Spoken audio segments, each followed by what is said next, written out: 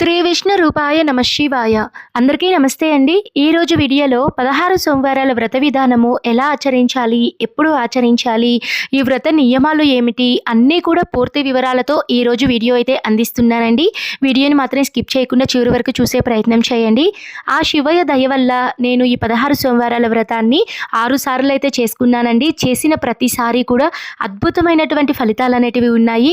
ఒకప్పుడు నేను 0 సబ్స్క్రైబర్లతో స్టార్ట్ చేసిన ఛానల్ ఈరోజు 1,72,000 వరకు నా ఛానల్ వరకు అయితే వచ్చింది అంటే అది ఆ సాక్షాత్తు ఆ శివయ్య దుర్గమ్మ దయతోనేనండి. నేను చేసేటువంటి వ్రతాలకి చాలా మంచి ఫలితం అనేది వచ్చింది అని నమ్ముతున్నాను.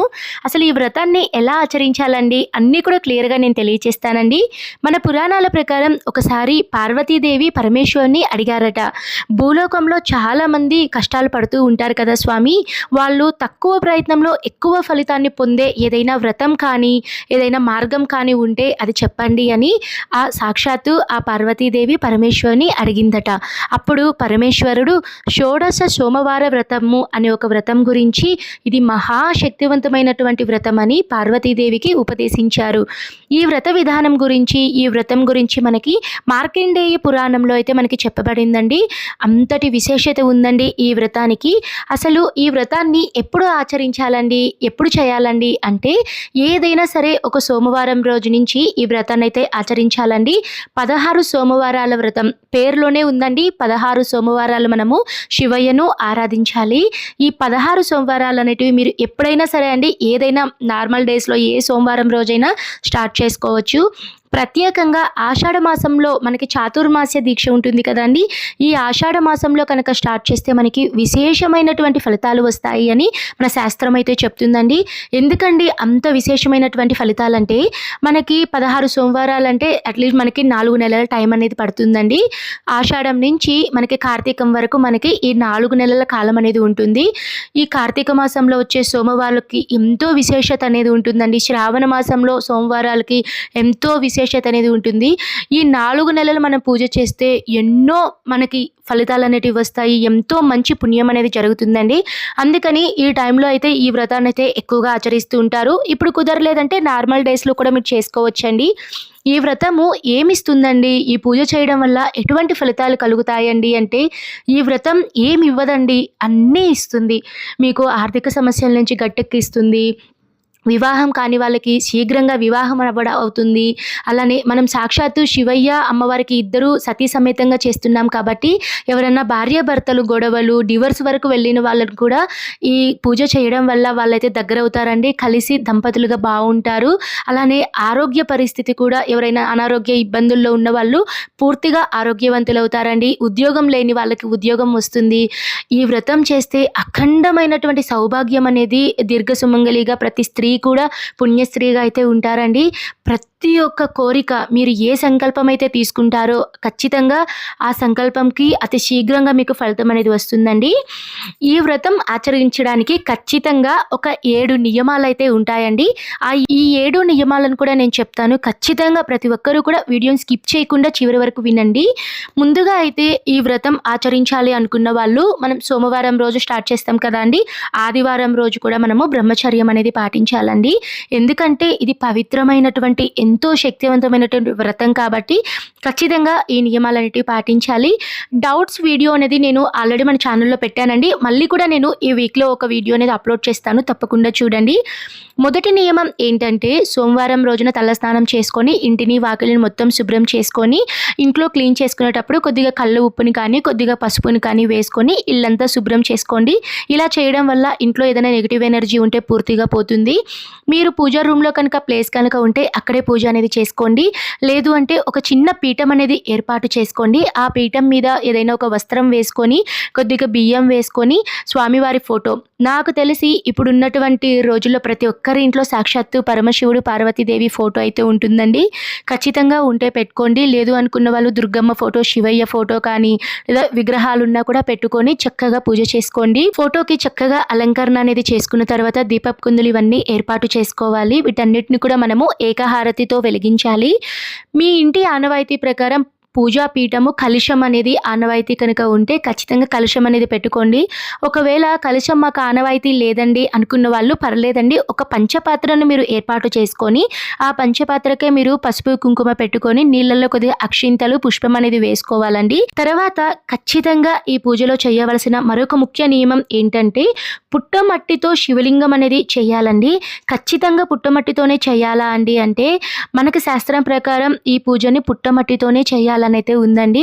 ఒకవేళ పుట్టమట్టి దొరకదండి, కొన్ని ప్లేసెస్లో వాళ్ళకి పుట్టమట్టి దొరకదు, అలాంటి వాళ్ళు ఏదైనా పొలం దగ్గర మంచి మట్టి ఉంటుంది కదండి, ఖచ్చితంగా శివలింగం అనేది చేసుకోండి. ఒకవేళ మా ఏరియాలో అసలు ఇక్కడ ఎక్కడ మట్టే లేదండి అనుకున్న వాళ్ళు పర్లేదండి, మీ దగ్గర ఏ శివలింగం ఉంటే ఇంకా తప్పదు అనుకున్నప్పుడు ఆ శివలింగంకి అయితే మీరు పూజ అనేది చేసుకోవాలండి. తర్వాత మూడవ నియమం ఏంటంటే ఖచ్చితంగా గోధుమ నూకతో మనము ప్రసాదం అనేది చేయాలండి. మనకి గోధుమ రవ్వ అని మార్కెట్లో అయితే ఈజీగా దొరుకుతుందండి. ఈ గోధుమ రవ్వతో కొద్దిగా బెల్లం వేసి, మనకి ఒకలా చెప్పాలి అంటే అన్నవరం సత్యనారాయణ స్వామి ప్రసాదం ఉంటుంది కదా అండి, మనకి పొంగల్ టైప్లో ఉంటుంది కదా, అలాగా మనము ఈ గోధుమ నూకను బాగా నెయ్యిలో వేయించి అందులో బెల్లం వేసి కొద్దిగా మనం పాలను వేసి మనం నైవేద్యం అనేది చేసుకోవాలండి. ఈ నైవేద్యం అనేది మనం పెట్టినప్పుడు ఈ నైవేద్యాన్ని మనము 3 భాగాలు అయితే చేయాల్సి ఉంటుందండి. ఖచ్చితంగా ఈ ప్రాసెస్ అంతా కూడా మనకి పూజలో అయితే ఉంటుంది. ఈ 3 భాగాలు ఏంటంటే, ఒక భాగము మనం పూజ అంతా అయిన తర్వాత ఒక అతిథిని అయితే మనం ఇంటికి పిలవాలండి. ఆ భక్తులకి మనము కొద్దిగా నైవేద్యం అనేది ఇవ్వాలి. ఇంకొక భాగం నైవేద్యం మనము పశుపక్షాదులకు అంటే ఆవులకి, మనం కుక్కలకి, ఏదైనా మూగజీవులకి మనము ఈ నైవేద్యం అనేది పెట్టాలి. ఇంకొక భాగం ఎవరైతే వ్రతం చేస్తున్నారో వాళ్ళు, వాళ్ళ కుటుంబ సభ్యులైతే స్వీకరించాలండి. ఖచ్చితంగా ఈ నియమం అనేది ప్రతి ఒక్కరూ పాటించాలి. తర్వాత మనము పూజ అనేది స్టార్ట్ చేసుకోవాలి. పూజలో మనం ఖచ్చితంగా ఆదిదేవుడు గణపతిని అయితే మనం పూజ అనేది ప్రథమ పూజ్యులుగా మనం పూజ చేసుకోవాలి. ఫోటో మొత్తం అలంకరణ అంతా సిద్ధం చేసుకున్న తర్వాత చిన్న గణపతి ఫోటో కానీ విగ్రహం కానీ ఏది లేదు అనుకున్న వాళ్ళు మీరు పసుపుతో చిన్న గణపతిని చేసుకొని గణపతికి షోడశోపచార పూజ అన్నా చేసుకోండి, లేదు అంటే పంచోపచార పూజ అన్నా చేసుకోండి. గణపతి పూజ అంతా అయిన తర్వాత గణపతికి మీరు చిన్న నైవేద్యం బెల్లం ముక్కను కానీ ఏదైనా అరటిపండు కానీ నైవేద్యంగా నివేదించాలి. గణపతి పూజ అంతా అయిన తర్వాత సాక్షాత్తు పార్థివ శివలింగం, కొంతమంది పార్థివ శివలింగం మట్టితో శివలింగం అనేది చేస్తూ పెడతారు కదండి, ఆ మట్టి శివలింగంకి అభిషేకాలు అనేటివి చేస్తారండి. కొంతమంది పార్థివ శివలింగాన్ని అలానే మనము దేవుని దగ్గర పటం దగ్గర పెట్టి మీ దగ్గర ఇంట్లో ఉన్నటువంటి శివలింగంకి అభిషేకాలు చేసుకోవాలి అనుకున్న వాళ్ళు, శివయ్య అభిషేక ప్రియుడు కాబట్టి ఆయనకి అభిషేకం చేస్తే కాసిన్ని నీళ్లు పోసినా కూడా శివయ్య పొంగిపోతాడట అండి. కాబట్టి ఒకవేళ మీ దగ్గర చిన్న శివలింగాలు ఉన్నా కూడా చక్కగా అభిషేకాలు చేసుకోవడానికి ప్రయత్నించండి. అభిషేకాలన్నీ చేసుకున్న తర్వాత ఆ శివలింగాలను కూడా మీరు పూజలో పెట్టుకోవచ్చు.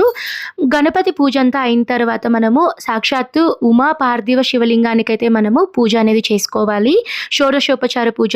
షోడశోపచార పూజ అంటే అందరికీ తెలిసిందే కదా అండి. మనం ఎవరైనా మన ఇంటికి అతిథులు ఎవరైతే వస్తారో 16 ఉపచారాలతో వాళ్ళని కూర్చోపెట్టి, ఆసనం వేసి కూర్చోపెట్టి వాళ్ళకి అర్ఘ్యపాద్యాలు, కాళ్ళు కడగడము, అలానే వాళ్ళకి మనం చామరలతో ఇసిరడము, ఇలాంటివన్నీ అర్ఘ్యపాద్యాలు, యజ్ఞోపవీతం, వస్త్రాలు ఇవన్నీ కూడా మనము సమర్పించి తర్వాత అంగ పూజ అనేది చేయాల్సి ఉంటుందండి.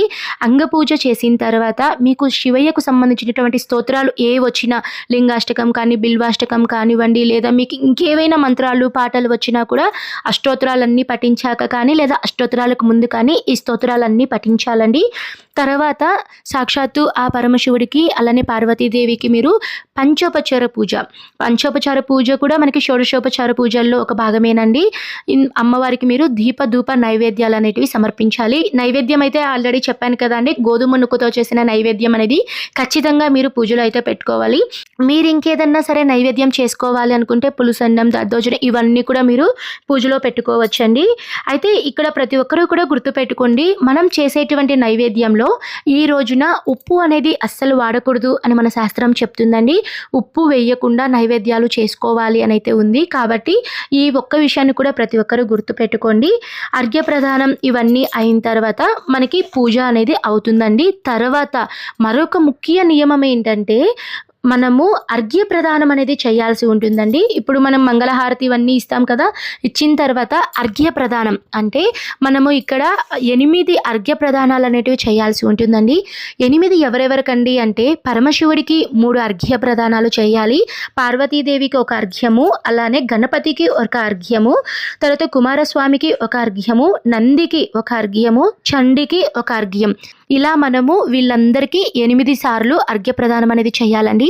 అర్ఘ్యం ఎలా చేయాలండి అంటే చేతిలో కొద్దిగా నీళ్లు పోసుకొని ఓం పరమశివాయ నమః అని అర్ఘ్య మంత్రం అనేది ఉంటుందండి. ఇవన్నీ కూడా మనకి 16 సోమవారాల వ్రత పుస్తకంలో అయితే ఉంటాయి.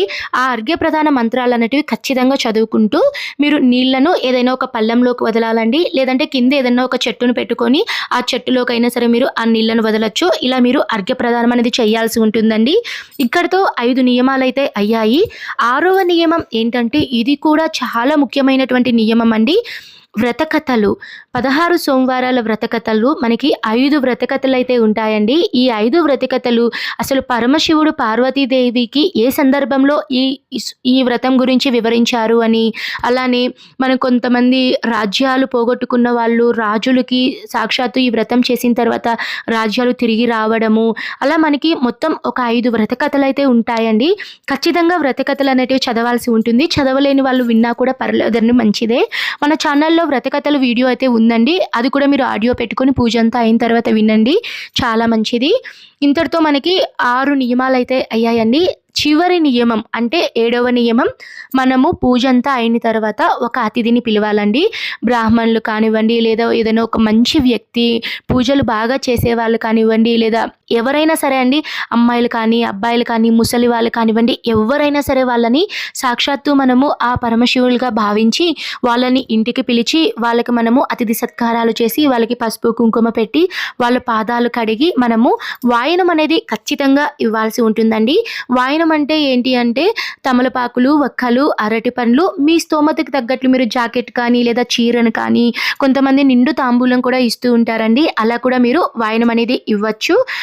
ఒకవేళ మాకు ఎవరు అతిథులు లేరండి, మేము పూజ చేసిన దగ్గర ఎవరు లేరండి అనుకున్నప్పుడు మీరు ఈ 16 వారాలు అయిన తర్వాత ఏదన్నా ఒక టెంపుల్కి వెళ్ళి బ్రాహ్మణులకి స్వయంపాక దానం కానీ లేదా బ్రాహ్మణులకి టెంపుల్లో కూడా మీరు వాయనం అనేది ఇవ్వచ్చండి. ఖచ్చితంగా ఈ 7 నియమాలు ప్రతి ఒక్కరూ తెలుసుకున్నారు కదా అండి. అయితే ఇప్పుడు మీ అందరికీ ఒక డౌట్ అనేది వస్తుందండి, 16 సోమవారాలు చేయాలి కదా అండి, తర్వాత శివలింగాలను ఏం చేయాలండి అంటే మనము ఒక్కొక్క వారం శివలింగాన్ని మనం ఒక్కొక్క సైజును పెంచుకుంటూ 16 సోమవారాలు అయితే 16 శివలింగాలు చేసుకోవాలి. 17వ వారం ఈ శివలింగాలన్నిటినీ మీరు పూజలో పెట్టుకొని మళ్ళీ షోడశోపచార పూజ చేసుకొని తర్వాత ఏదైనా సరే మీరు నీళ్ళల్లో గంగాదేవికి మీరు నిమజ్జనం అనేది చేయాల్సి ఉంటుందండి. నిమజ్జనం విషయంలో మీరు ఇష్టమండి, ఏదైనా క్షేత్రానికి వెళ్ళైనా మీరు నిమజ్జనం చేసుకోవచ్చు. మీకు ఏది దగ్గరలో లేదు అనుకున్న వాళ్ళు, అంటే ఇంట్లో ఎక్కువ రోజులు శివలింగాలు పెట్టేసుకుంటే బూజు పట్టడం అలా అవుతూ ఉంటుందండి, ఏదైనా ఒక బాక్స్ పెట్టుకొని ఆ బాక్స్లో మీరు శివలింగాలన్నింటినీ స్టోర్ చేసుకోవచ్చు. ఎక్కువ రోజులు స్టోర్ చేసుకోలేము అనుకున్న వాళ్ళు మీ దగ్గరలో ఏదైనా టెంపుల్లో కోనేరు కనుక ఉంటే అక్కడ కూడా నిమజ్జనం చేసుకోవచ్చండి. కొంతమంది ఎలా చేస్తారంటే ఏ వారం పూజ ఆ రోజే చేసుకొని, ఇప్పుడు ఈ సోమవారం పూజ చేసుకొని సాయంత్రం వాళ్ళు నిమజ్జనం నీళ్ళల్లో ఇంట్లోనే నిమజ్జనం చేసేసుకొని ఆ నీళ్ళని తులసి కోటలో మొదల్లో అయితే పోస్తూ ఉంటారండి, అలా కూడా చేసుకోవచ్చండి. లేదు 16 వారాలు చేసుకొని 17వ వారం నిమజ్జనం చేస్తాము అనుకొని కూడా ఇలా కూడా మీరు సంకల్పం తీసుకొని అయితే చేసుకోవచ్చండి. ఇదండి మనకి 16 సోమవారాల వ్రత విధానము. పూర్తి వివరాలన్నీ కూడా ఈరోజు వీడియోలో అయితే అందించాను. మీకు ఇంకా స్టిల్ ఏదైనా డౌట్ ఉంటే ఖచ్చితంగా కామెంట్ చేయండి, ప్రతి ఒక్కరికి రిప్లై అనేది ఇస్తాను. మీకు ఆల్మోస్ట్ ఈ వీడియో బాగా ఉపయోగపడింది అని అనుకుంటున్నాను. ఉపయోగపడితే ఖచ్చితంగా మన ఛానల్ సబ్స్క్రైబ్ చేసుకోండి, వీడియోని లైక్ చేయండి. నేను మరో మంచి వీడియోతో మీ ముందైతే ఉంటాను. సాక్షాత్తు ఆ పరమశివుడు పార్వతీదేవి బ్లెస్సింగ్స్ మీతో ఉండాలని కోరుకుంటూ సర్వే జనః సుఖినో భవంతు. స్వస్తి.